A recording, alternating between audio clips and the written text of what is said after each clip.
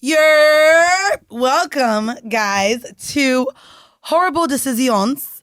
Before we get started with this week's episode, I do want to thank everybody who came up and turned out in motherfucking Texas. I want to take my dick to the Old Town Road. You got a dick? I just got gifted a dick. Oh, you sure did. By well, not you, but the other half of you. I am excited to start this week's episode. So many of our listeners have been wanting you to come on. And before I want to give you the right motherfucking intro, I do want to say, y'all know this is your girl Mandy B, a.k.a. Full Court Pumps, a.k.a. Dat Bitch, a.k.a. Pet the Stallion. And you want to go ahead and tell the people who you are? Hi, I'm Weezy, and I am sitting across from... Jet Setting Jasmine. Put your mouth closer to it. Look, we know. Don't be. We know you gotta be like, nigga, bitch. So please. You know, I've got to say, when we did our show in Chicago, and Glamazon Taomi came, and she brought King Noir's dick. Live on she stage. Did. Live on stage. Yes, she did. So I was like, that's my sitting friend. with it in my hand, you know, and I'm trying to talk. And at one point, I started holding it like a microphone. And when I held it like a microphone, I realized one hand was not enough. And we just said with the last lady that we were recording with, like, you can't wife a big dick, right? Right. But she said, right, I but guess you can. And like, how long have y'all been together? And at what point in time was your pussy like, yeah, it fits now? Well, right. Before any of that, I saw a picture of it. Oh. And before I knew wherever the relationship was going to go, the friendship, the business ship, whatever it was, I said, I could probably deal with that every other night. And he was like, okay. And I was like, cool. So that we came to some terms of agreement early on. Oh, that y'all weren't going to fuck every night. Yeah. And you can't wife a big dick, but you can a whole man. So, yeah. Say that. Yeah. You have to take a whole comprehensive man. So that way you don't have to focus on... He is a great man. No, Yeah. he is. Everyone loves when he comes on how he it's speaks. so easy and he to can fall turn in you on, love I'm sure with you who were he is. talking. And just, Yeah, he can. I think another thing that's so great too is like, when you think of, I don't know if you guys call each other porn stars or what verbiage you use, but like I consider King Noir a porn star. I do too. And I guess when I think of a male porn star, especially like a dom like that, you just don't expect him to be so sweet. I know that's a very simple word for him, but when he said like, oh, as long as it doesn't hurt kids or women or animals, like, all right, cool. That's right. And it was just so simple. And I've repeated that so many times because I was like, wow, like I don't find a way to like wrap it up. Like sometimes when it comes to sexual kinks and fetishes. And I'm just so grateful that he's been on our show and that our listeners like loved him so much. And especially male listeners. Yes. Yeah. Because his energy, although dominant and mask, was just like, hey, I want to help you too. Yeah. You know, and that's so crucial for I think a business like you guys have. So I wanted to ask you how did you guys spend Valentine's Day? So we, excuse me, I am working through a cold right now. We were on the West Coast. I just flew in yesterday, actually. We were out in San Francisco, and we had the kids with us. We travel with them. So Oh, wow. we took them out to eat. Well, he took us out to eat. Our oldest daughter picked the restaurant, the most expensive damn place Of course in San she did. Francisco. Oh, she Googled most expensive. Yes, she did. It was called the San Francisco. Of course, it's named after the damn city. Well, I guess we on gonna the have to eat water. there. And they had crabs and oysters, and I was sick at the time, so I didn't even have much of an appetite, but that didn't stop them. So they had Valentine's Day. We, brought the baby out. We went to a museum, like an interactive museum. We took pictures and That's stuff. so Yeah, sweet. it was sweet. It was sweet. That's really cute. What about you? How was your Valentine's Day? It was great. So although I was in my period, it was a really loving day. And I must say, like, I felt really loved. So I flew in from LA the night before and we woke up together and I was like, so he not gonna make me breakfast? Ugh. I was like so mad about it. I was like, you know what? I'm gonna let this shit go. But my man came with like a gift, this stuff I wanted, like, just like lounge clothes and like a duffel bag I wanted and little shit. And I had gotten him a Kobe Bryant Mamba Mentality book that he'd been asking for, right? Now, I just want to say, it sounds really simple of a gift, but it was so hard to get. Oh, I'm sure. So actually, I went on live and started bitching about how I couldn't find it. And shout out to my friend Alex, who has the book.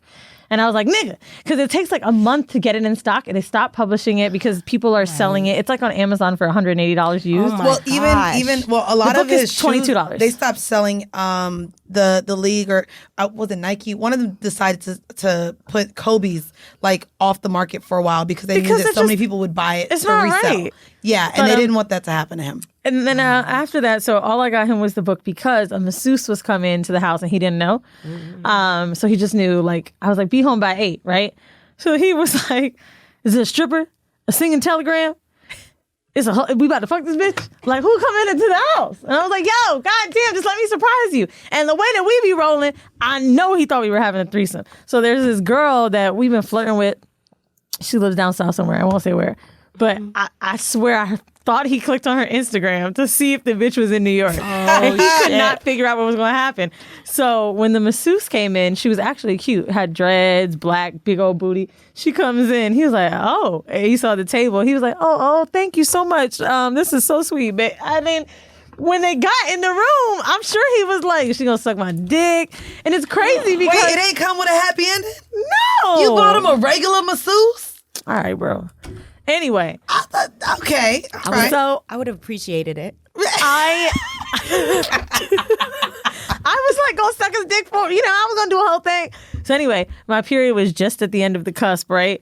And I know that he really don't want to fuck me in my period because this nigga just renovated his new place. So the couch lit, the bed sheets is lit. So I was like, look, I brought my own towel and we can, do our thing. And he was looking at me like, if I'm fucking, it's for you, bitch. So we ended up watching TV, falling asleep. I was so upset.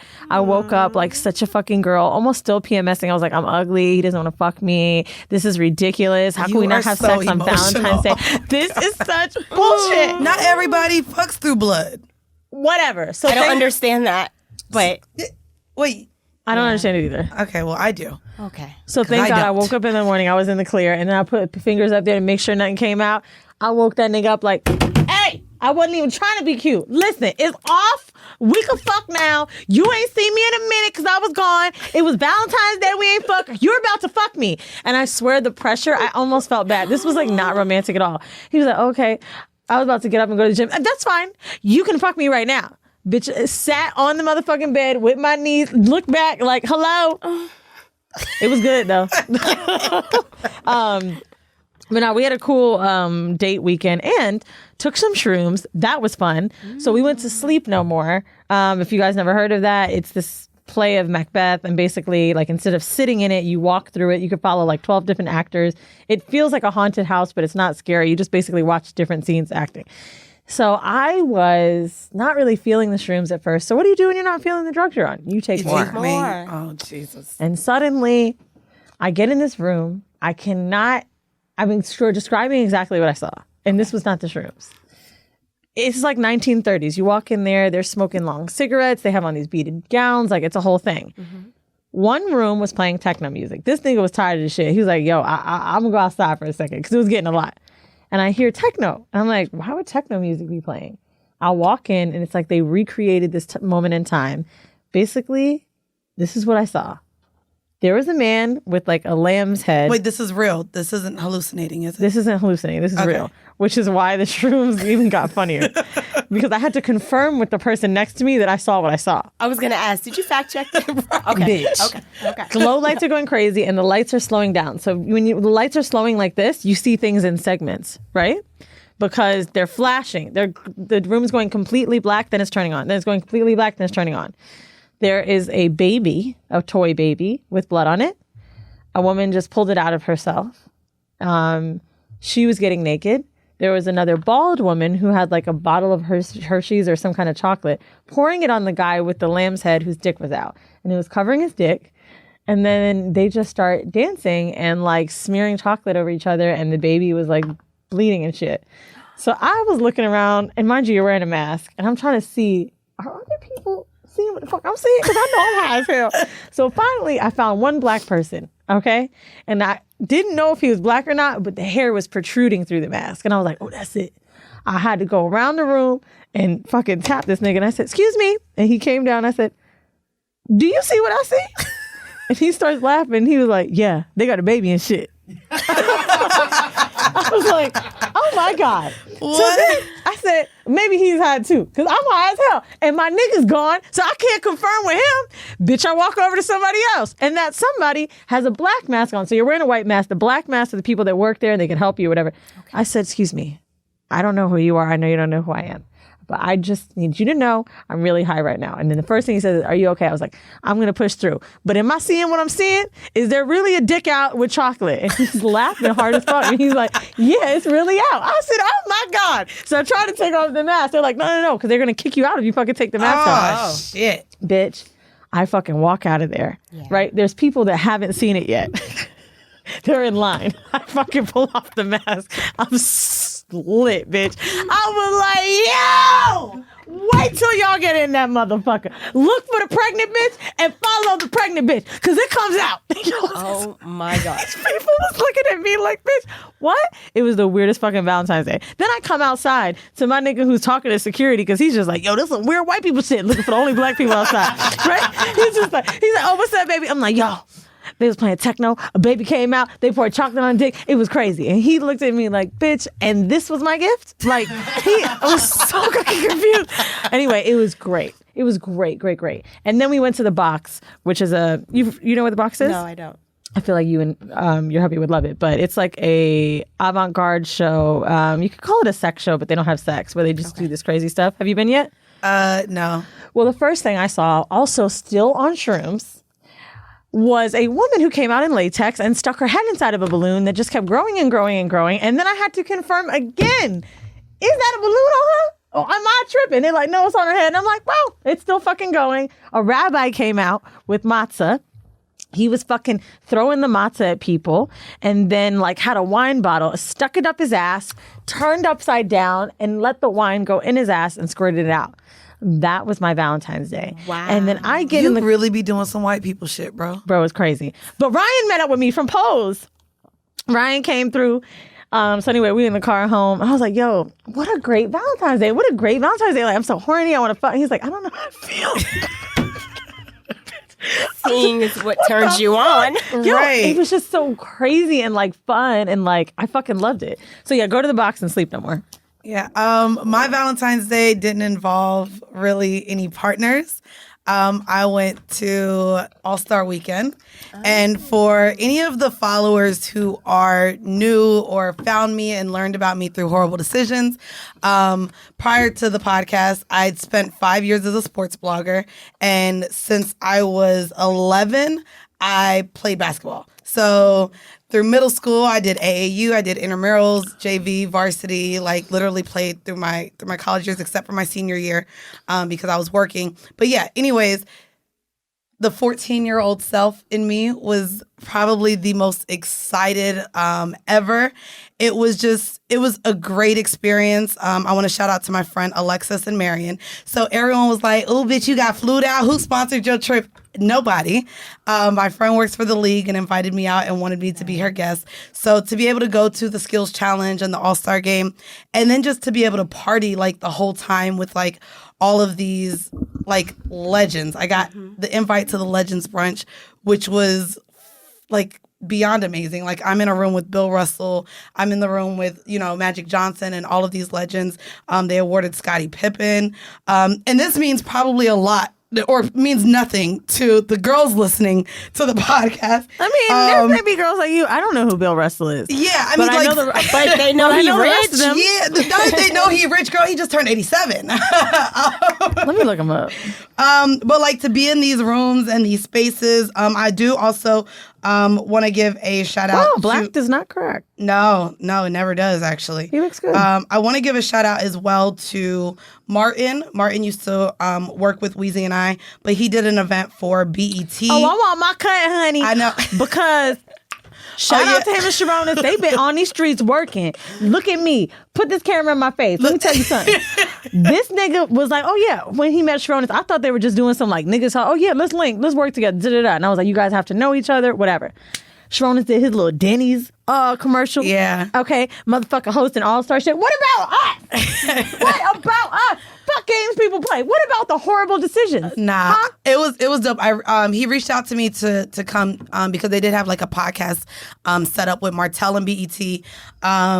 and Kenyon Martin was in there. He has a new podcast coming out with Nick Storm. Nick Storm's a good friend of mine as well. It's called Neat and Unfiltered, and I got to sit there and watch them interview Jadakiss. And Jadakiss has been a longtime friend. So literally just like to go to all of these events, it was amazing. Dwayne Wade threw a spades event. So you literally walk around the goddamn room and fucking James Harden and Russell Westbrook are playing against, like, it was insane. You just don't even know. Like, Jason Tatum and his dad are right there playing against someone. Who else was in there? Like, fucking everybody. Oh, my God. Rudy Gobert, like, so many of the All-Stars were in there. Dwayne Wade was, like, literally just walking around dapping people up. And then for the patrons, Kevin from Greenleaf was in there. And so I walked up. That's why I was excited to go and walk up to. I didn't Isn't even it hold funny you. how TV shows get you, Bro, like... so mind you, like, I like James Harden, Russell Westbrook. Like, I know the athletes. Like, I used to be in that space. I've been to the ESPY Awards, like, met a lot of these guys already. But me and my friend, B, she's like, bitch, that's Kevin. Like, he keep walking around. He got little dimples. So I walk up to him, and I'm just like, Kevin from Greenleaf, I really enjoy you on the show. Mind you, for whatever reason, he let me know that he's nothing like the Kevin that he portrays, because he is kind of like a fuck nigga on the show who cheats on Charity with a man and isn't comfortable with his sexuality. But he was super dope to see him. I literally did a whole Greenleaf episode on Patreon. So it was dope to see him in there. That was amazing. And honestly, yeah, it was literally the most amazing All-Star experience I could have ever asked for. I've been to All-Star. This is maybe my 4th All-Star I've been to, and I feel like it should be my last since I'm turning 30 this year. I'm like, ooh, bitch, can I really still say I'm going to All-Star and be excited about it? Why? But if it was set up this, because, I mean, even like the followers are just like, oh, what you going to All-Star for? I did get I'm dick. gonna be real with you. But I think that All-Star is definitely one of the weekends where you could go for a long time, only because people that go to Super Bowl weekend shit very rarely go to the game. But All-Star has so many events, right? yeah, but you can't get into, even me and Benson were talking about it. These events, like, if you not plugged up, you're not getting into none of these events. You got to go to the club. And they're raping, like, regular people at the clubs. Like, the events I went to, if you weren't on any sort of publicist list or knew these brands, you're not getting into the door to these open bar events. It's it's hard as fuck. Yeah, but I'm saying, like, you could get into an event, so why not You say plug you're going? now. Oh, I can't. Yeah, That's why But I fuck like, with people that do, like, Fashion Week. If you're fucking plugged into Fashion Right. Week, why aren't you, like... Shit, I totally fucking get it. Like, going to shows, that is such a staple thing in the Yeah. world. Much like All-Star. Like, Yeah. why not fucking go to Fashion Week forever? I think we have a thing where All-Star Weekend is associated with whole shit, which, true, but, like, you can still fucking like other shit about it. Yeah, and I think for me being someone who like grew up watching basketball, like literally I had Slam magazine covers like on my wall. East Bay, I used to order all that shit and order my sneakers from East Bay back when that shit came out. Are you familiar? Okay, so I like, don't know what that is, but I know what demo is. no you, look at You remember look at Edit. Edit just put his goddamn head back. They ain't have shoes. I mean, they had shoes, but baby fat. So You not getting baby fat out of East you Bay. know, Oh wait, no, East basketball. Bay may have had baby fat, but I don't I don't know. know. I don't know. Maybe Russell Simmons bought some ads in that hole. I don't know. I don't know, bitch. Because that was that magazine, okay? But look how happy it makes you. No, Why I was wouldn't so you happy. go? Like, you don't understand. Like, literally, like, I was, like, looking at my friend, and I'm like, I'm trying not to cry right now with you, but, like, it was, like, one of my best, like, that I've had in a long time. And it was, like, my wheelhouse. But being with Whoreible Decisions, like, I've been completely like taken out of the sports space. Like, I don't really talk about sports as much anymore. A lot of the like events and things that we go to have nothing to do with sports. We're so busy now. We're on tour. Every time we've been in a goddamn city, I done looked up NBA games. We miss it all the fucking time. Either the niggas not in town or the games are the same night as our shows. So like, I just haven't been able to be a part of it. So this weekend was just like, and then to be able to see the dunk contest live, like. I was just so happy. It was very exciting. Anyways. well, I had to watch it, so I'm glad you had a good time. But I be forgetting that like this nigga. I was like, yo, you know we going out tonight. He was like, so well the dunk We gotta contest. go somewhere where the game is. I was like, it's Valentine's Day, and he's like, it's not a fucking national holiday, my nigga. Like the All-Star game is, and I'm like, I don't care. I don't fucking care, bitch. This is why I got to be gay again. Because girls do girly stuff. But not like stud gay. I mean, I ain't gonna hold you. Like, bitch, Elizabeth Cambridge, that's who I was flirting with all weekend. I don't know. She's 6'8". Was she gay? Fucking gorgeous. I don't know. I'll But she find fine. out. Hold on. Give me she 2 is minutes. Fine. Look up Cambridge on Instagram. And let me tell you how big of a look. Oh my God. That's so listen, beautiful. she comes into the room with me and my homegirls because we have the same publicist. And so she comes into the room and I just feel I need to tell her because if she goes in through her I said, listen, I just need to tell you there's mad heart emojis under your pictures from me. I have set the drool emoji and I be under your comments, bitch. I just thought I'd let you know. What's But she hi, saying? nice to meet you. She laughed. And then my friend was like, yeah, she has a podcast called Whoreible Decisions. And this bitch was like, oh my God, I've heard of it. That's all you right. That's all you need to say, bitch. You plugged. You Bitch, know, look at her that's it. little white Do you- boyfriend. That is not, oh, she do got a what? Oh. That's just for Does now. she- That's just for now. You know, he She gonna did. leave. He let. Well, Look, they not together no more. Maybe that's her brother, bitch.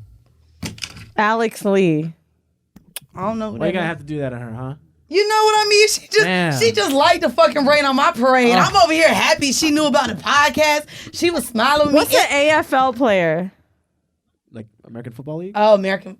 No, that's NFL. Oh, I'm dumb. I I mean, so what's AFL? No, yeah, there's AFL and NFL. Wait, oh, There's that two means he leagues. ain't got no money. Wow, bitch! He ate you up, sis. What is that? So is that arena ball? Arena football. Australian Football League? Oh, Australia. Australian, maybe not. Oh, so she's from there, I think. No, maybe not. yeah, that's Okay, what so it he's is. definitely white. I don't know, but she says Adidas. And I'm like, oh, that's cute. Oh, kind of like nice. Nice. Right, your little accent. Anyways, we're going to get into our vanilla shit. I'm super excited to bring this up. Our listeners sent it in, and everyone kept tagging like, oh my God, this made me think of Weezy, and added Weezy literally all of last week. So HGTV features its first ever throuple on House Hunters. Representation matters. The episode followed That kinda Brian, annoyed me. Lori, Jelly Representation. on a quest to find their dream home. Titled Three's Not a Crowd in Colorado Springs, the episode followed the three on a quest to find their dream house in Colorado. The trio wanted to find a new home that will accommodate their unique dynamic as well as provide space for Brian and Lori's 2 children.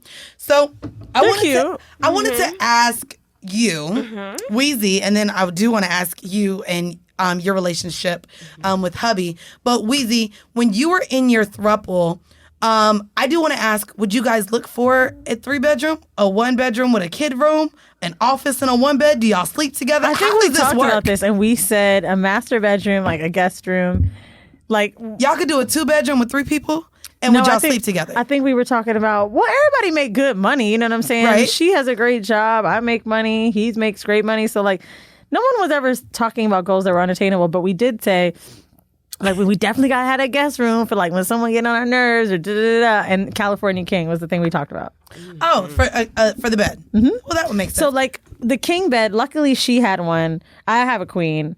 And then like if we were ever vacationing, like hotels have a king. yeah. But I realized, I was like, I even had a threesome in my bed recently, and it's a queen. And I was like, well, she can't stay over.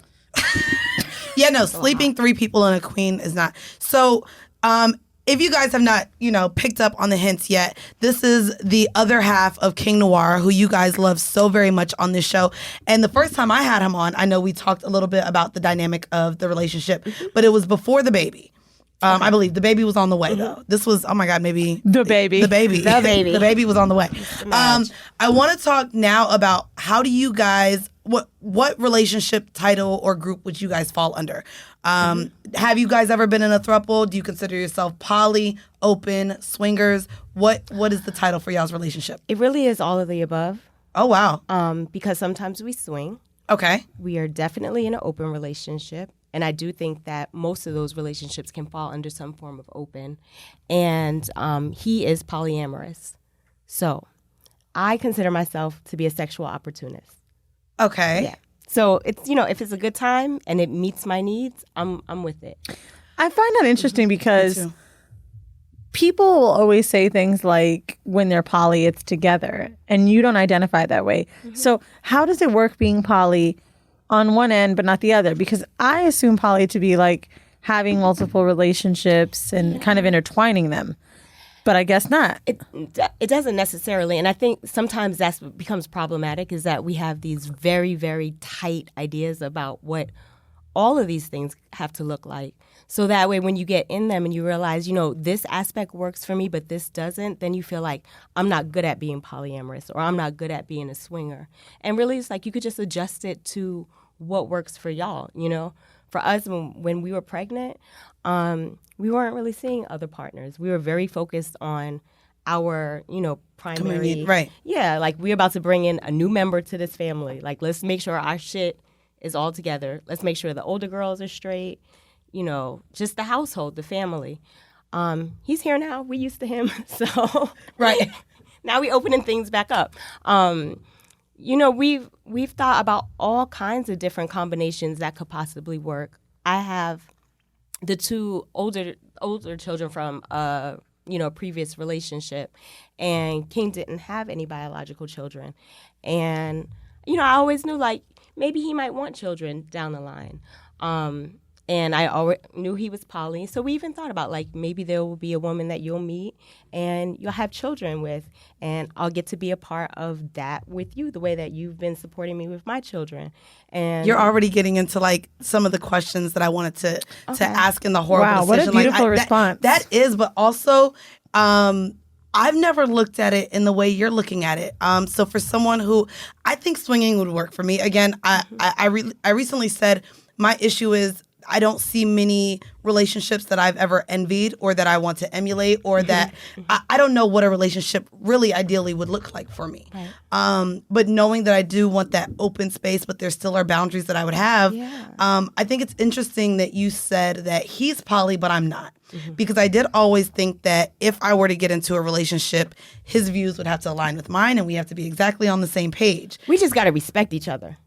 Ooh, At the end of the day, that's it. Can I ask one question? I know some of you guys don't know, but we started late because of some audio issues. I do have to leave, but I have a main question for you. I've been non-monogamous for like the last two and a half years, probably actually maybe since we started pod, maybe 3 years. But like managing jealousy, right? There's moments where like I feel none, and then it will come. And then I've had some criticism from friends like, oh, it's not for you. Right? Yeah. Because I've had those moments of jealousy. And I'm curious to know if, someone who seems, you have such a big level of commitment with him and strong ties, how do you manage jealousy and has it stopped? Or when does it come up? Do you notice? So that's a great question. And it'll always be there. The same people who tell you that your relationships are not for you because you get jealous, tell them to apply that same thing to them in their monogamous relationship. We get jealous in monogamous relationships also. We get jealous in our friendships. You like, bitch, you went to go see Macbeth without me on Valentine's Day? You went to All-Star Weekend without me? You invited her and not me? Not me? Yeah. You know what I mean? So jealousy is an emotion. If we can actually accept that we get jealous all the time, then we're able to accept it a little bit more in our relationships. We realize like, oh, it's not because we're poly or because we're open or because we're swinging. It's because I feel insecure in this moment or I feel left out. Right. Or he didn't take out the trash before he went to go have dinner with so-and-so. Was he so excited that, he's not meeting the needs of the household or, some things like that. So I don't try to get over jealousy. I try to sit with it. Why? What's making me jealous? I hate it. I want to be like, go have fun. I'm going to, I'm going to be here with the kids watching, Elmo for the 50th time. I genuinely mean it when I say that. Like, I don't want monogamy because I feel like it's stifling. Maybe not at this point in time because it's a new love. Like, right? We've been dating like almost a year. But I feel like I mean it when I say I want you to be happy. I mean it when I want you to go out and fuck other girls because I do. But if we talk about it, I'm generally happy. I'm excited to hear about it because I know he's excited to tell me. Right. And there's this weird moment after I'm like, why didn't he just want to call me instead? Why didn't he want to? It's weird. And sometimes I feel like that insecurity, am I ever going to get over that hump? Or am I really being serious when I say it's a weird thing I'm going through? Yeah, I mean, it is. Think about how long we've been raised and programmed to be a particular way. So it's like we're challenging our own natural emotions on top of the messaging that we've been hearing for, 20 plus years. You're supposed to grow up, go to school, get a good job, marry one person, love them until you die. Yeah. And then anything that's out of that sort, you start questioning, like, okay, maybe this isn't for me. Maybe I didn't make the right move. How do you make sure that what things does King have to do to make you feel comfortable? Yeah, so for us, and you asked, when do I realize jealousy? For me, when we're not spending a lot of time with one another, if we're spending, if we've been seeing each other every single day, and we've been together, like about 3 weeks is probably our max. You know, and it's of being with each other every day. Somebody needs to go out of town for work. Just because we just start living on top of each other. Then I'm usually good. He'll be like, I'm going out to LA. I'm probably gonna link up with so and so, or I'm going to New York. I'm probably gonna link up with so and so. All right, that's cool. What about in your city? It would be nice if we could find someone to date in our city, but things are a little different because of the type of work that we do, and because we have a family in our household, and they go to school in our community, so it's a little bit difficult to date in our community. But for the most part, he's gone on a couple dates locally, and it's fine. But it's when we've been away from each other for 2 or 3 weeks, and now you go, okay, you about to come home in a week. What you mean you're going on a date? You can't just wait until you get home, So it really has a lot to do with how much time we're spending with each other. Other things is how I feel about myself. I know when my self-esteem for, that week before your period. Right. The PMS stage. Yeah. I act up. I have it there. Yeah. I don't want nobody around me normally. I don't even want company. I get just real agitated. I literally just want to be by myself. Even with my friends, they'll know during that time of week. But even if I'm dating, I'll be like, not today. Just don't. See, I should be more like that. I should say I need space. Right. But instead I'm like, but where are you? I need you. Right. So sometimes, it's just that. It's me being aware of where I'm at in my life, what's going on with me, and then articulating what I need from him. So my question to you, a lot of our audience is also trying to find what works for them relationship-wise. We've had a ton of letters writing in saying that their partner doesn't please them, but they don't want to cheat. What y'all are doing and the way that your relationship is set up, you don't view any of his other partners as him cheating because you guys are open with it, correct? No, as long as we share with each other, our intentions. Right. We finally got to a point where it's if it's not going to lead to anything serious, I don't need to know about every single person you flirting with. Okay, that's too agreed. Much. We also have a don't let me be the last person in the room to know. Don't have me walk up in horrible decisions and then find out. Right. No. No. Oh, because I see. I don't know how you handle that, sis. Literally, everything. But I'm really big with. I don't want anyone on the podcast that I've had relations with. Weezy and I have gone back and forth with that quite a few times because she wants to bring her exes on and talk across with them. And I'm just like, well, I won't be here. I don't want to involve myself in whatever turmoil she's had with her partners. We also had an issue with Lover Girl. Were you around during Lover Girl? She threatened to sue us, child. Whole lot of fucking bullshit. But I just know that once you take it there, emotions are just more. And so anyone who has been on the podcast, I have a nigga right now that I'm talking to. He's like, when I'm going to be on the podcast? I said, we done already fucked. Guess you're not coming on. I said, nigga, you can't come on now. We done already had sex. You can't fuck your way on the show? No, you can't fuck your way on the show. Not with me. Not going to happen. See, I'm here on my own merit. I ain't going to hold you. That's why I wanted your dinner on the show. And now, nope, let me keep him off of it, actually. Because I'm still trying to shoot my shot over there, goddamn. No, I'm very big with not mixing business and pleasure. It's why for all of the things that I do behind the scenes with Whoreible Decisions, anyone that we've ever done work with, I want people to see me. I'm very stern, very strong, very mean. I even have to tell the people that I work with sometimes, I'm sorry if I'm coming off a certain way, but I don't ever want to mix. No. So yeah, nope, never did that. Don't worry. No, you're not walking into a room and don't know anything. No worries at all. But that's something for us. It's huge. It's huge. And we've actually had the conversation as far as if you smashed a friend. Letting your your partner know as much as it may be uncomfortable to let him know before the friend lets him know. Absolutely. So at what I guess, did you grow up in the kink space to where this was comfortable for you? How did you know that this is how you wanted to have a relationship? Again, some of our listeners are in their 30s and just now realizing like maybe monogamy isn't for me. What conversation did you have to have with yourself, and how did you open your mind into the kink space the way that you have? Okay. So I was raised a good Catholic girl. Oh, and all right, in the church. First generation from the Philippines and Panama. Grew up right in the 40s projects of Far Rockaway, Queens. Okay. Moved down to Miami with those same good values. Oh, Miami turned you out. Okay, say less. No. It was when I got around 29, 30 years old. Okay, which is I remember going to drop my daughter off at school, and somebody was like, "Hi, Monty's mom," and I was like, "What? Like that's my name now?"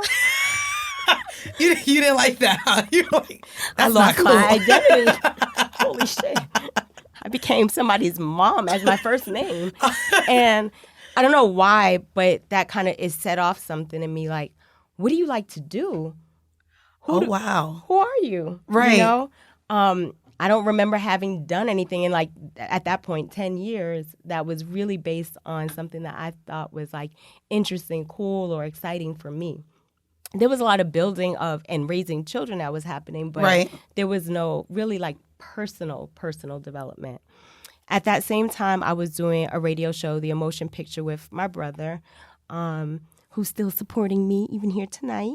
And we were asking each other really crazy questions based on the topics. And like it what? was like things about polyamory and threesomes and all these different sexual and relationship experiences and questions.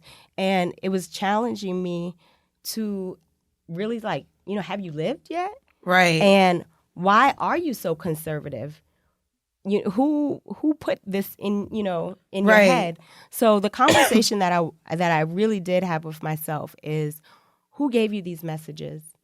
And like when you start looking at the people as an adult, right? When you start looking at the people who put things that you live by in your head, and you see how them motherfuckers are living today. No, it's like that's who I'm listening to, and why I can't do that anymore. Agreed. Because either I'm gonna turn out like them, or I just can't. Like this is not a model. This is not a model citizen even for me. Right. And I want to say not even that monogamy is a bad thing. No, not at all. But I know that with the conversations that I've had on this show, the people that I'm meeting being more in this space, a lot of the people that are in monogamous relationships, I find to be not only not truthful to their partners, but not truthful to themselves.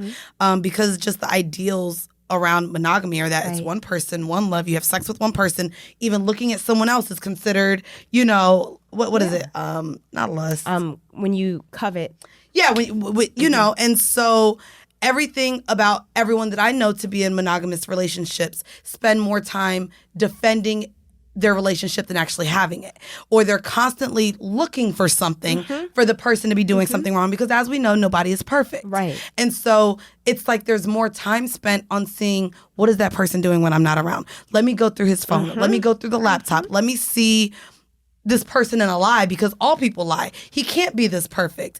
And so like in the conversations, everything you've said has been so beautiful. When King Noir came in here and spoke on your relationship and how you guys grow in the communication and just the respect for each other.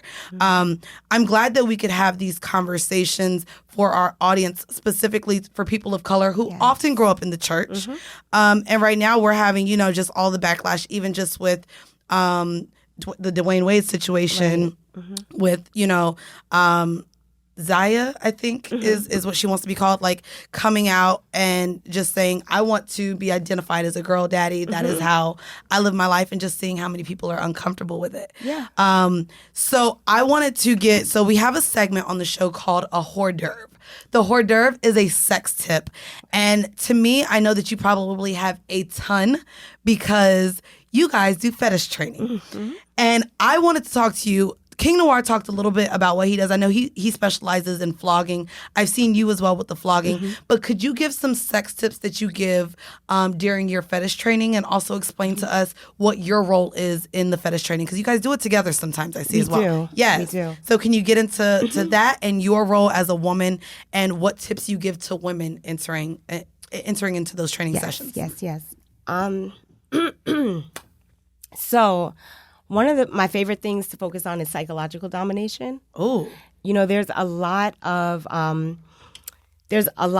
focus on like what tools should I use? All of these that can take you a while to learn, and to We went to a master. sex dungeon together. I don't know if he told you the last time he was here. And this sex dungeon, I'm waiting to get the master of the sex dungeon on the show. I saw her today. She Oh said my hi. God. Oh, good. I love her. Me too. I got her number, and we went to this, and it's so, and I'm going to let you get back, but I never got to share the sex dungeon experience. But the fact that he went in there because he's like, I'm not comfortable with using certain of these toys, and I want to be sure I don't hurt anyone. I want to be sure that when I'm teaching people how to use them, because there's some heavy, high quality. They extended me on like this thing, and they put like leather straps around my thighs because, I'm a little thick. I was like, maybe not the ropes. We get the leather, get the harnesses that hold me up, baby. Said, hoist me up. Yeah, but it was just so incredible to see that even he takes the time to just learn, knowing that he's also a teacher. Absolutely. So I appreciated that as well. But yeah, it was super fun. I was grateful that he allowed me I was like, ooh, this is nice. But okay, so psychological domination. Talk to me. Okay. So what could you do without using a rope, a harness, without using your hands? Okay. So I fucking, but Okay. that's only like if we at dinner or in a club. Like once you catch eyes with someone for a good amount of time, like it lets them know that you're interested. I would say when I dominate people, I'm vocal. Okay. So I do use my voice. That's good. That's excellent. Outside of that, girl, I ain't got no special powers. Okay. I'm gonna give you an exercise. Please. Okay. All right. So we'll use this one. So let's just imagine I'm on the West Coast, you're on the East Coast. Okay. Okay, and I we're don't even in talk this- to them motherfuckers. That's too far, girl. I be like, that's Okay. And we're having you and I right now, a pseudo dom sub relationship. Let's just say, Okay. or whatever. And I help my partners, my couples learn how to connect when they're not even with each other. Because a lot of times, people will say, we don't have time for foreplay. Right. Or, we work so much, we work these different shifts, or she lives here and I live there. And that's real. I mean, that's the world that we live in. Women aren't staying at home waiting for their husbands to come in. They're not Right. scheduling They're working sex. now. Yeah. Exactly. So how can you stay engaged? How can you add fetish play, kink, without even being able to see each other? So I do the little things like, go on FaceTime, middle of the day or something like that. Ask them how they're doing at work. It's like, oh, I'm doing okay. Cool. Maybe have a task for them. So what's something that you're working on right now? A project you've been procrastinating on. I have another podcast coming out. Okay. But as far, just scheduling to get into the studio. Okay. So yeah, that's the project. Scheduling. Yes. All right. So you're going to be a bad girl right now. Okay. Okay. Okay. So I'm going to say, hey, Mandy, how are you? I'm good. What's up? Thanks for taking a couple minutes away from work to talk with me. I wanted to check in with you for a second. How is scheduling going? It's insane. I have the tour. I have all of these things going on. So are you telling me that you haven't done what you were supposed to do? Oh, see, this is already turning me on. Y'all hear this? Y'all hear this? No, but I'm going to get to it. Like Okay. That's okay. I kind of knew you would say that. And if I were there, I'd be able to punish you appropriately. But since I'm not, you're going to have to do it yourself, Mandy. So go ahead and walk out your office. Go to that bathroom that's right around the corner. Go ahead, I'll watch. Walk with me. Take the phone. Okay, she walking out. Oh, this is good. Okay, she in the bathroom right around the corner from the thing. Go in that stall. Put your hands out, Mandy. Okay. How many studios were you supposed to schedule this week? two episodes. To spank your hands twice.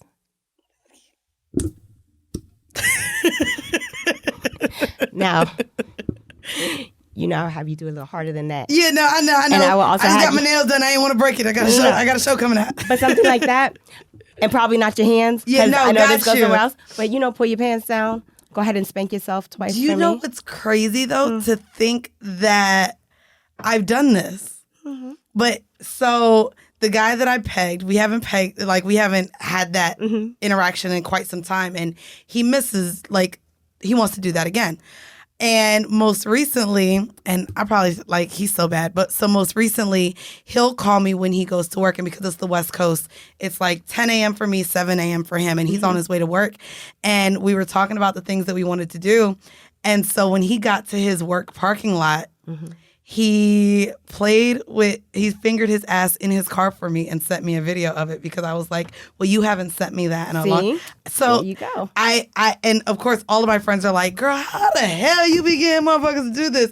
But I didn't, I just talked to them. But it That's what you're is doing. a psychological domination. Yeah. Or something like that with him would be, this week you're going to wear that anal plug to work for the rest of the week. Yeah, and he'll do, when he's at a stoplight, he'll send me a video of him jacking his dick, and he really likes how his work pants feel on his on him. So that becomes a whole conversation when he's at work, and I've gotten him to do things in his office and things like that. So, and I actually used to do this with Lawyer Bay a lot. He would go into the stalls at work, and I'd be like, well, I want to see it. And this is off of me sending him old videos, or if I, wasn't in class and I was at home waiting to go to school, I could send him stuff while he was at work. So this is really interesting. And I think a lot of the women listening who want to maybe switch roles, maybe when they're more of a sub role in the bedroom, this could be how they dom outside of the bedroom. I mean, my sub, she lives in Philly. I think you met her. Oh, yes. I'm not going to lie. I would love to bring her on, or I just maybe want to, first off, she's beautiful. She is. She's freaking beautiful. But the submissive level that she's on, I've never seen. And the whole time, I guess, and she was called a service sub, he referred to her as. Bottom. A service, yeah. And I was just like, she was everything. Here's your water. Are you thirsty? Just being so very attentive. She's well trained. And so you guys trained her as your sub. This is her first dominant dom sub relationship. Wow. So if a woman were to come to you and say, hey, I really want to sub because I feel like that's what would arouse me the most, what are some of the first questions you would ask her to make sure that that's something that would be for her? Send your resume. Okay. Your professional resume, not your whole resume. Wait, wait, you asking, what does that matter what someone Because I does want for a to know living? what your time, talent, and finances are like. Oh. I mean, anyone can suck a dick for the most part. Right. And I don't have a dick, so that doesn't help me at all. Right. Everybody always comes like, I can suck dick so good, I want to be your sub. How does that help me? That doesn't help you at all. No. Not at motherfucking And he gets all. his dick sucked for work, Right. And I don't know who's sucking it, because so I got the dildo too, and my mouth didn't even go past the head. I said I would be incompetent as fuck putting this in my goddamn, and I like to think I am a grade A dick sucker. You are. But you are. but not with that thing. I was just like, nigga, here you go. You get a hand job. Well, you know what? That's one of the drawbacks of having a big dick. Does your jaw stretch from sucking? You know how your I'm pussy... like a snake now. I mean, your pussy gets used to big dicks, but does your mouth work the same? Do you? Nah. And this is, I'm sure it's science. I don't fucking know. We just getting really You know cool. what I mean? We getting cool. Hey, don't do this. We're not going to do this, Eddie. That's what we're not going to do. I'm just I don't know if the mouth stretches the same as a vagina. No, It's we not a just muscle. we get in cool positions, and I just learn other things that he likes. Okay. Around that area. I can dig that. I can dig Yeah, that. So I wanted to actually talk to you. Again, we mentioned the baby. We mentioned your relationship. I did want to get into, non-monogamous consequences. Okay. If that makes sense. And I wanted to talk to you about the boundaries that are set. because especially, which is now amazing, I didn't know you identified as almost all of the ethical non-monogamy titles. But I wanted to talk about the boundaries that you set, also how it is dating while being in sex work. And then I just had a couple what if questions and how you would handle those being in the relationship that you're in now.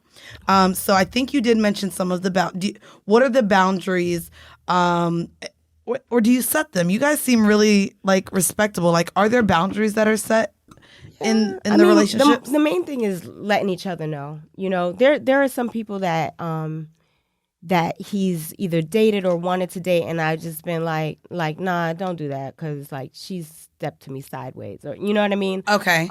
Or, you know, like if you just didn't get a good vibe, or I realized like I don't really think that he cares for this person. It's like, why try to bring that person into, not necessarily into our relationship, but still like bringing someone into my life is still bringing someone into our life. You know? Right. So.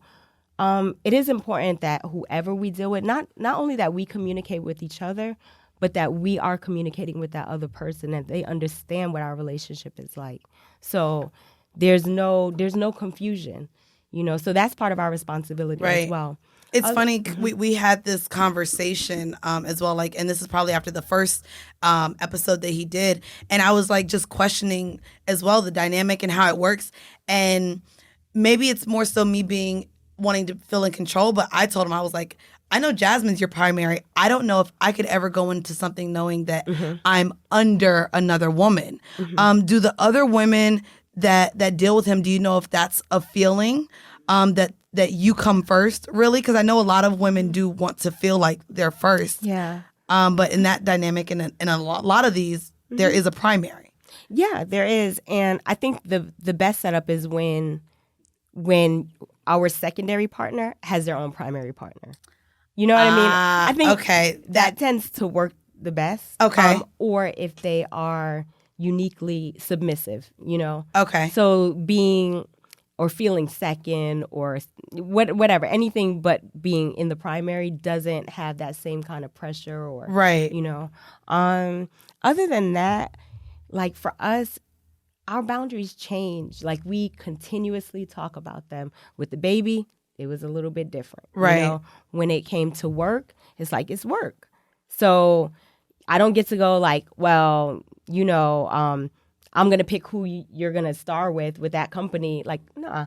But for our company, we handle that like a business decision. Right. It's not like, I don't want you fucking that girl because I feel jealous. It's like, nah, like, is this going to sell? Right. You know? Is it going to make us money? Right. That's all that matters. When it comes to work, it's just like, we make sure that person's not racist or talking reckless. Right. Then, you know, and they got a clean test or whatever. Of course. But other than that, we try really hard to keep it open and fluid, because when you have rules that are so rigid, you find yourself being like, I should have created a rule for that rule.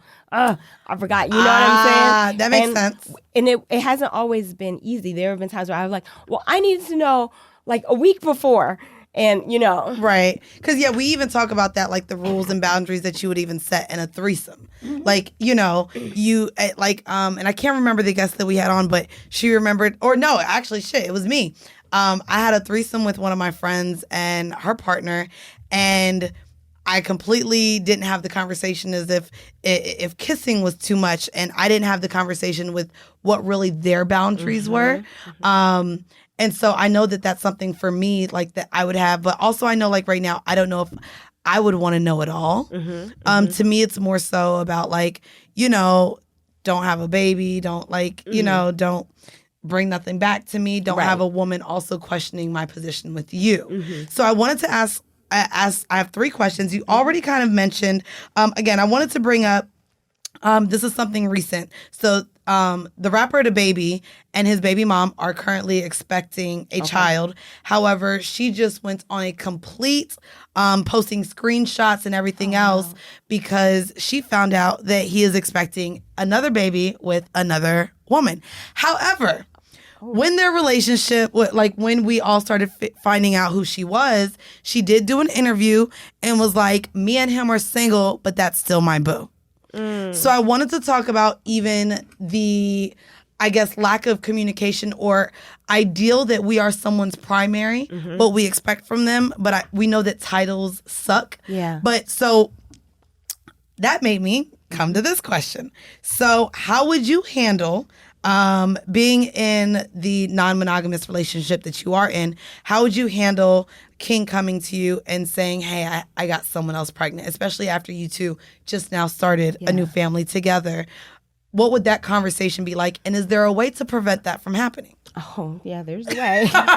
There's a motherfucking way. Outside of condoms, but like, well, you know, I think about that more often than people probably think because of the type of work that we do. Okay. You know, more than his personal sex.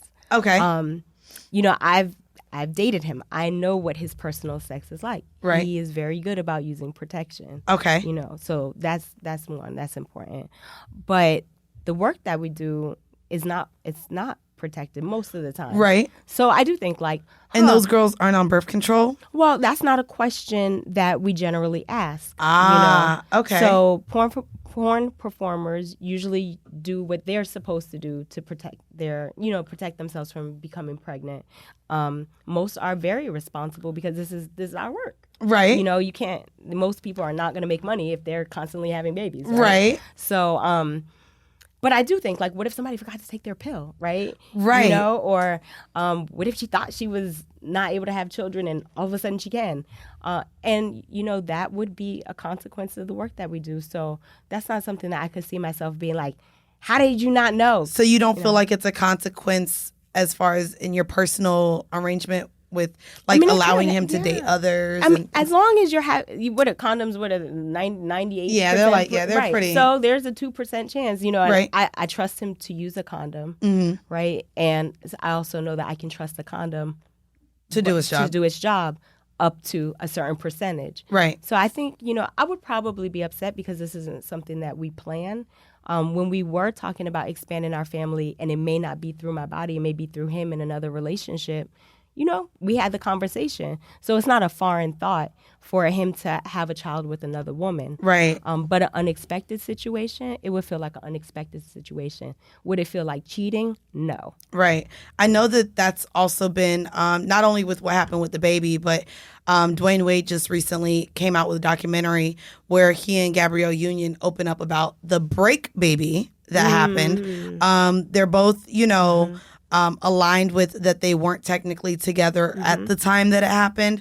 But I know, again, in this space, when you do allow your partner to go out and have other partners, that these are things that you hope doesn't happen. But I don't think we've had the conversation. And of course, I wish Weezy was here as well because, you know, I know that last episode or a few episodes ago, she was just like, well, I wasn't in town, so I told him go out and have fun. And so, but I just don't know how those conversations would be if you're letting him have this fun and then he brings that back home. Yeah. Another question that I had is how would you handle, or if it's a conversation about your partner telling you that he loves another woman?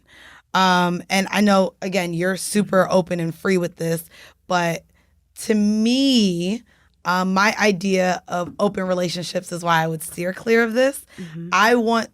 To me, I know that you could have emotionless sex. And if it's cheating, I want you to, you know, go out and have, if you want to have sex, I don't want to feel like I'm tying you down. Of course, do it responsibly.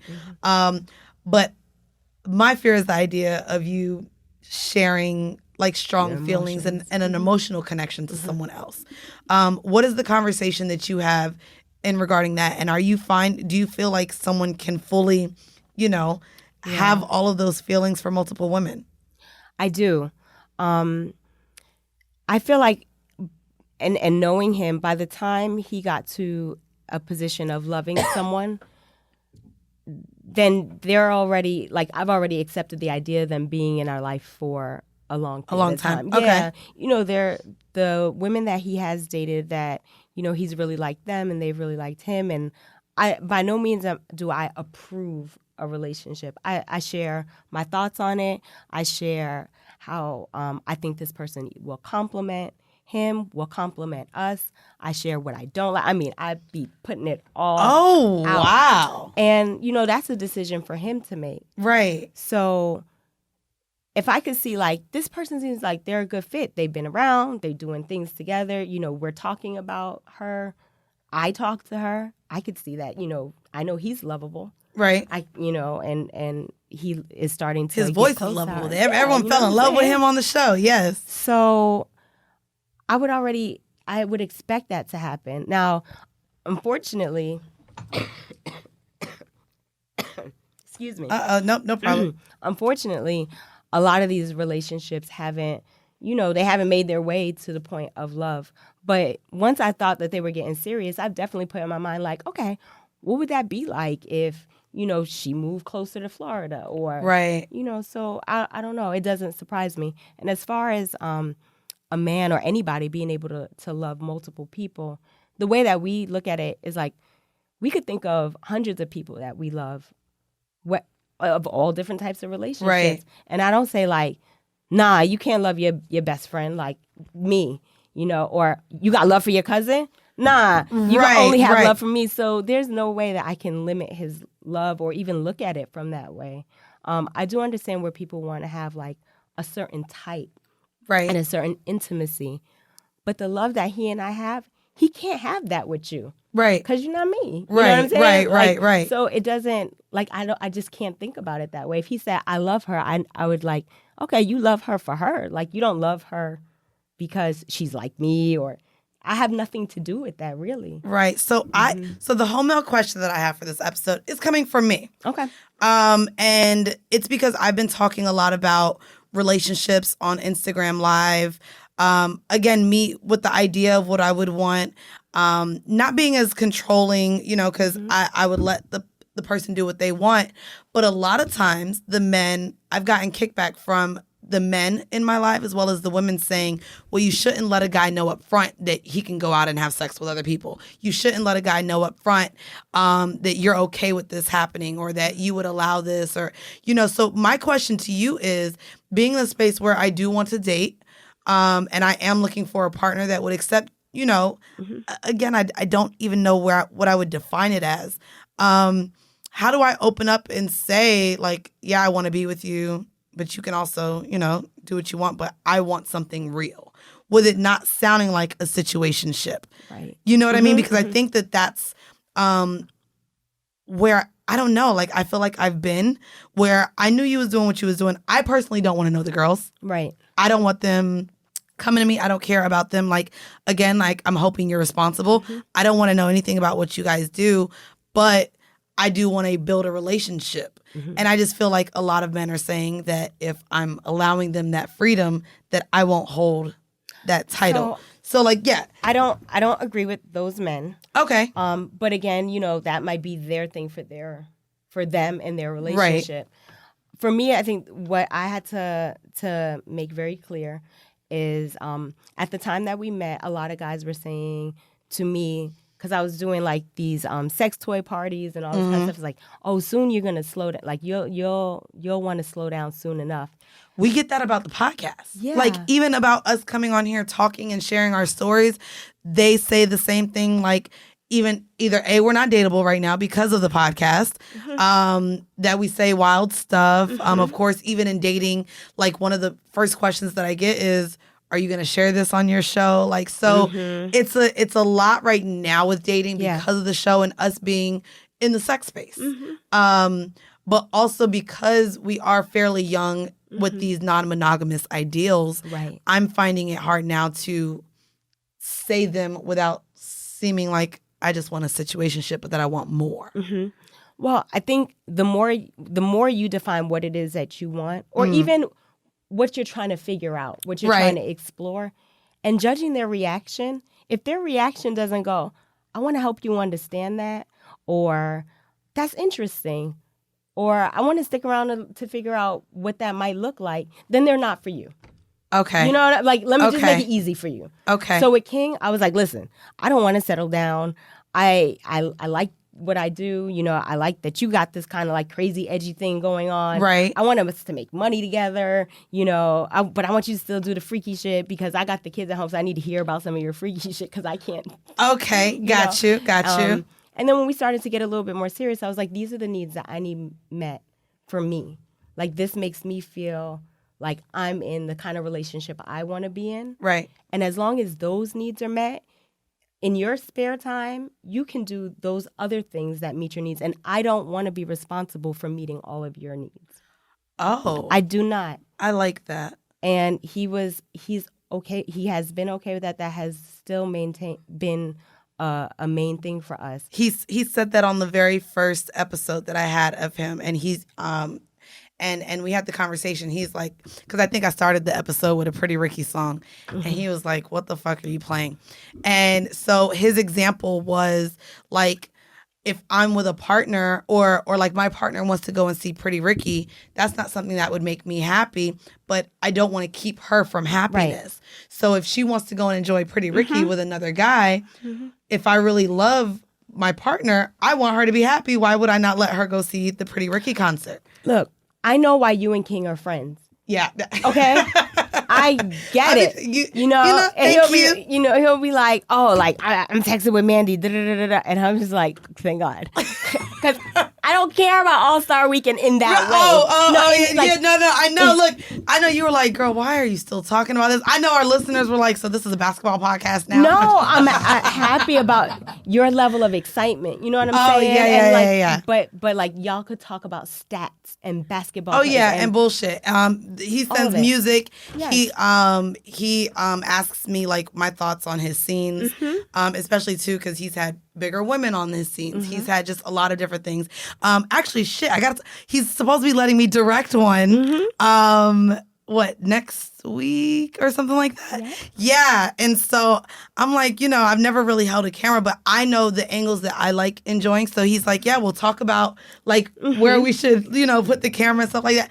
But I just enjoy too. Like there's a lot of things that, I don't understand about what you guys' relationship is. And that's why like every time he's come on, I've asked questions of how it works.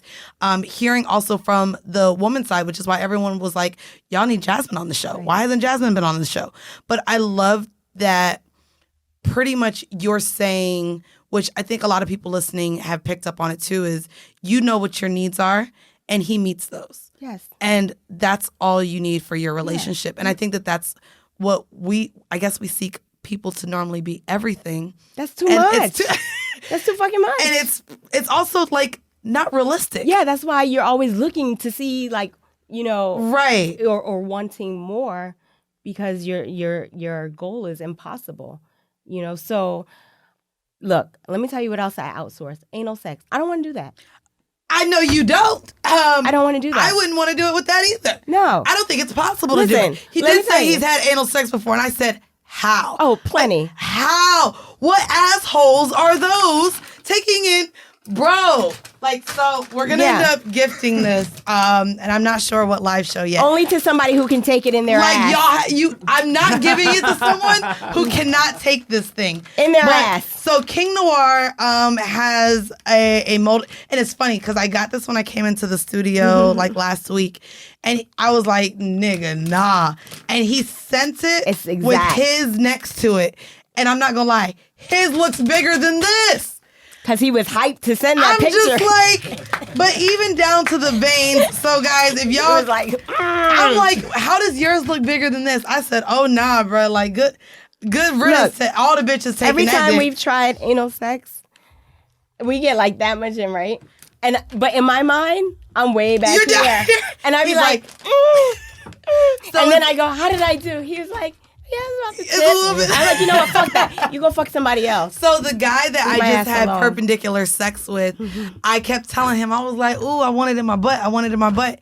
But y'all know, I have a joke that I only do anal once a quarter. Okay. But I haven't done anal because I cut 24/7 off. I cut him off in October. So it's been almost 6 months since I've had anal. So the last time I was with him, I was like, you can do it. And girl, it was not going. And it ain't half the size of this, but it's big. And it wouldn't get there. And we started with the toy. I had my butt plug, my toy, went through the whole motions. And he was like, I knew you wasn't going to be able to take it. He told me he wants to do it. Mm-hmm. He's only had anal sex one time in high school. Okay. And the girl bled. So he's like, I feel like I'm hurting. I just haven't wanted to try it. So I'm going to hopefully try it again. Maybe, I don't know, when I see him again. But yeah, no, not doing it. So you say, listen, King, if you want to have anal sex, Go. Yeah. Go. So, ladies, for y'all answering the questions or sending in the questions for home mail about your partners wanting to do threesomes or wanting to do things that you know you're not comfortable with, would you call it a hall pass? For maybe the people who are in these type of monogamous relationships. Because I do like, again, the idea of keeping your partner happy and not making them feel prisoner in their relationship. Right. Or within themselves. I mean, just let's think about it outside of sex. Because when we say sex, like all these extra things come about. Right. But, you know, if I don't like Chinese food. Okay. Okay? Okay. And he does. Okay. Imagine me being like, but I don't like Chinese food, so that's it. You can't eat Chinese food. You're right. For the rest of as long as we're together. As long as we're together, you gotta. That seems so unfair. But let me Y'all's tell analogies you are so good. because it really is, Right? you know, it really is how much emphasis and value we've placed on things that at the end of the day really don't hold that much weight. You know what I'm saying? Right. It's like, we're neither of each other's first sexual experience, and we're not going to be each other's last. Okay, boom. Now that that's out of the way, Right. let's like live this great life together. And that's That's kinda so how we amazing. put it. So there's a bunch of things. Like I have a male submissive that lets me put dicks in his ass, you know, Right. because I don't like it in mine, but I think that is pretty cool to peg. Right.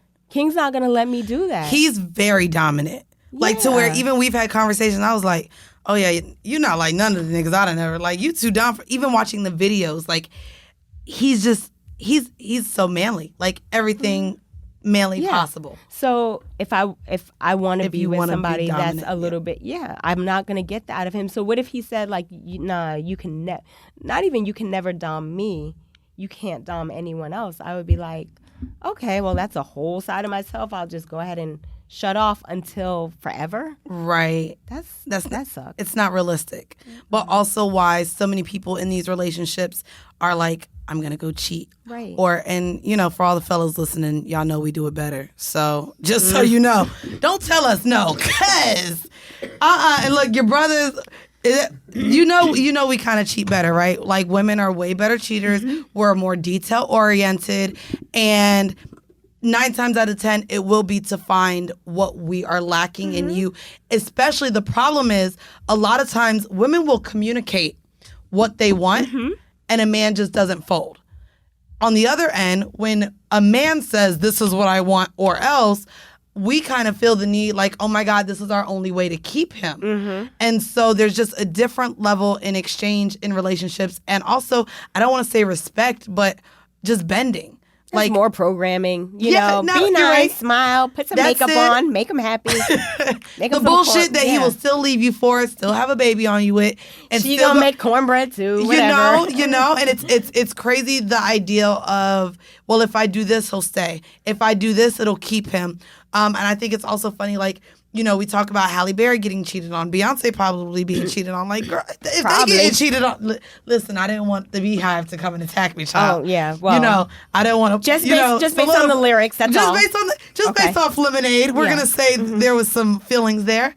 But like, if those women who we put at this high, you know, esteem, can be cheated on and probably doing everything right, live up to things that maybe we don't even see. Like, it has nothing to do with them. It has to do with that other person being able to respect the commitment they made. Right. You know what I'm saying? Right. Like, we always look at the person that got cheated on. Like, what did you do wrong? Like, no, you didn't do anything wrong. The fucking cheater did something wrong. Right. You know? So y'all, what I tell you, don't come woman to woman to no woman. No. You better go to your man. Or don't. And Just question leave. him. Or leave. But that's the thing too. If they're coming to another woman about their man, they're not going to leave. That's very true. They're just notifying the other woman, which just recently happened to me. And again, y'all heard the snippet from the bonus episode on the last episode. Wow. It was just like, girl, but you also know the man that you're with. And everything that you're telling me is pretty much what I said in that. Like, you know King, you know who you're with, you know what he likes, you know what you're capable of giving him as far as yourself. And you're not going to try to be anyone different than that to fulfill anything else, and you're allowing him to be the person who he is. I really like everything you fucking said, and now I need to go find my lover, my you. partner, my man. And I know you guys are listening to this episode probably questioning your relationship if it's not going well, questioning yourself as far as what you truly want and what will truly make you happy. Again, I'll be 30 this year. So it's also something to where I've been battling because, of course, we all still have this pressure with getting into our 30s. And I've been in situationships. I've been with lovers that I would claim as my exes. But as far as having a real, true adult relationship with a man where both of us communicated our titles with each other, that hasn't really been, there. So with me looking to have that within the next year or so. Nice. This conversation was everything I needed. I'm going to listen back to this episode and listen back to everything you said. But also, if anyone's into fetish training, seeing you live, perform, watch your videos, anything, can you please drop where everyone can find you? Yes. And we'll also put it in the description of this episode. Okay, cool. You can find everything at jetsettingjasmine.com. There you go. And boom, right there. And then also Jet Setting Jasmine on Instagram as well. Like socials will be there. You guys can see her. I'm sure if any of you guys listened, y'all see why you two are together, because the way you just literally just speak on almost your existence is the same as him sitting across from us, just speaking into the love that you guys have for each other. But I think you guys know yourselves more than a lot of people. And like I say, and I say this all the time before we get out of here, you can't expect anyone to give you happiness if you're not happy with yourself. You can't expect anyone to give you an orgasm if you don't know how to give yourself an orgasm. You can't expect anyone else to please you in ways and know you if you don't know yourself. And that's been a lot of what I've been dealing with myself recently. Just trying to figure out exactly what I want and how to tell a person, this is what makes me happy. You're going to take this podcast and you're going to send it to that person, this episode. Oh, God. And you're going to be like, listen from beginning to end. And if you can ride with what we talked about, or if you're even open to having a discussion about this episode, then let's meet for dinner. Yeah, I really like that. But also just, and again, I guess before we get out of here, can I ask you one more question? Of course. So a lot of the times, especially because I only do deal with Black men, but even in the kink space, going to hedonism, going to the sex clubs, I do find it still to be almost taboo for Black men to allow their partners to be with other men.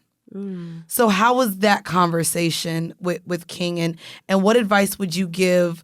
Is that just not the nigga for me if he wouldn't allow me to also have another man, or how do you bring up that conversation? I definitely think that we have issues around ownership of our Black bodies, for sure. I think it's something that, other people, not white people in this country and across the world, have had ownership of our Black bodies. Right. And then that mentality has stuck. And then it's transferred its way into the leaders of our household having ownership of, and we see our Black men owning their moms, owning their daughters, their baby moms. Yeah, you know what I mean? And so on and so forth. So I do think that's a lot of work that we have to do to deconstruct that idea of ownership, especially of Black women's bodies. And I think it's important for women to understand that mentality exists. Okay. And it's not love.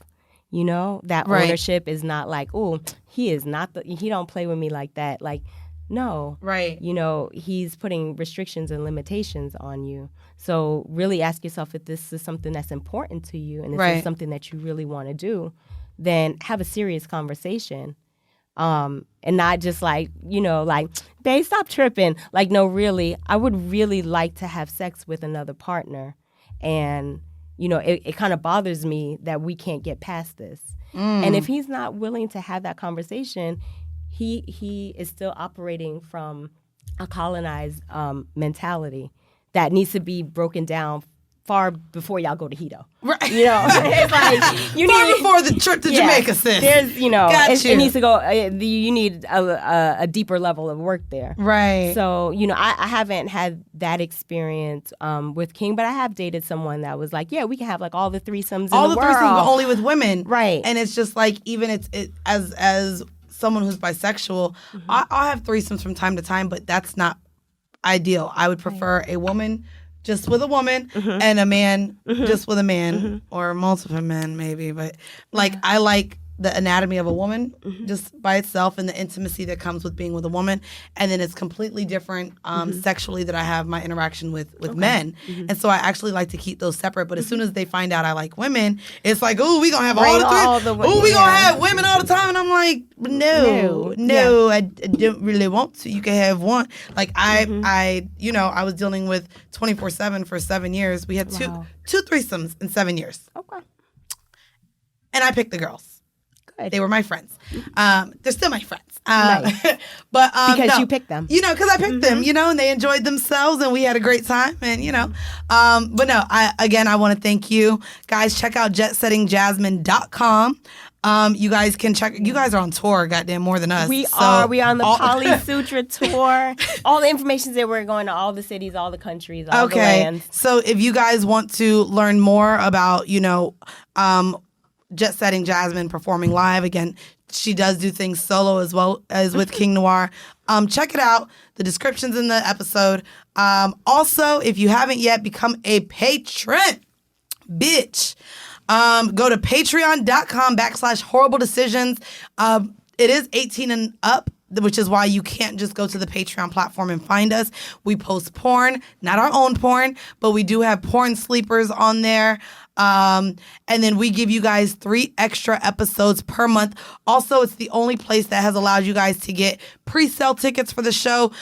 We still have yet to announce New Orleans and Vegas. Listen, I ain't even gonna hold you. It ain't me. It ain't me. Just know that. Y'all in my comments, it ain't me, bitch. If anything, I am working my ass off to try to see if we can get something during Essence in New Orleans. But we doing New Orleans this year. Just know it ain't me. God damn it, we working on it. Vegas as well. It's just venues. It's timing. It's a lot coming up, especially with the holidays in the summer.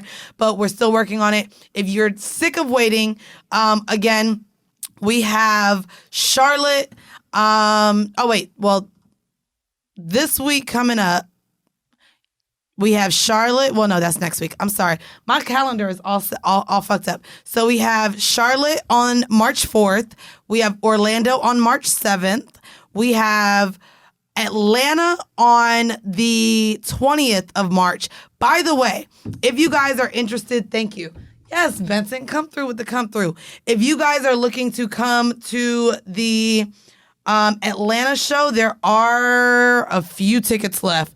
That may be our largest show. There's less than 100 tickets left for that show on March 20th. Then on March 27th, we'll be in Toronto. April 5th, we will be in the Bay area. And then we are wrapping it up right now in LA on April 9th. So come out, check us out. That's at whoreible.decisions.com. And yeah, y'all know, fuck with me. I got some new stuff coming out. Weezy has a lot of stuff coming out. I'm just excited that you guys have allowed us the space to bring on people like Jasmine to explain. And look, I'm learning with you guys. So again, I hope you guys enjoyed this week's episode. And again, this has been yet another episode of Whoreible Decisions.